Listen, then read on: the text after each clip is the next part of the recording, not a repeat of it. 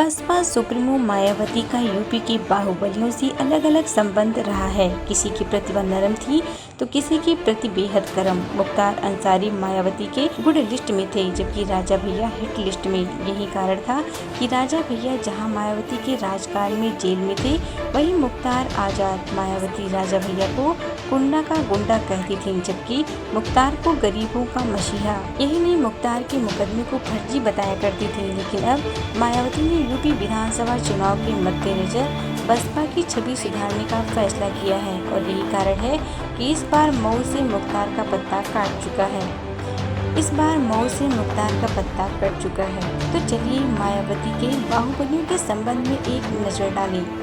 Baspa supremo ने कभी अपने बाहुबल से राजा भैया को जेल का रास्ता दिखाया था, वहीं मुख्तार अंसारी को अपनी छत्रछाया में रखा था। समय और परिस्थिति के अनुसार मायावती की पार्टी में मुख्तार का आना जाना बना रहा, लेकिन अब यूपी 2022 की विधानसभा चुनाव के मद्देनजर मायावती ने बसपा की पाक छवि पेश करने की ठान ली है। यही कारण है कि एक बार फिर से मुख्तार अंसारी का पत्ता साफ बसपा से साफ हो गया है। मायावती का बाहुबलियों को लेकर क्या रवैया है, चलिए जानें। मऊ विधायक बाहुबली मुख्तार अंसारी का बसपा में आने जाने का सिलसिला नया नहीं है। साल 1993 में जेल से जमानत पर छूटे तो बसपा के टिकट पर घोसी सांसदीय सीट से चुनाव लड़े थे, लेकिन हार गए। 1996 में वह बसपा के टिकट पर मऊ विधानसभा से चुनाव जीत गए। वहीं साल 2002 में वह निर्दलीय चुनाव लड़े। वहीं साल 2009 में पार्टी ने मुख्तार को बसपा से वाराणसी से लोकसभा का टिकट दिया था।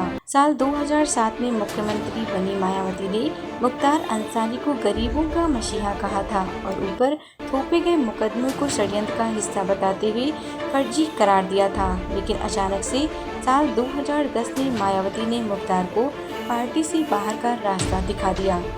26 जनवरी 2017 को मायावती ने फिर से करवट ली और अंसारी बंधुओं की पार्टी कौएद का बसपा में विलय कर लिया।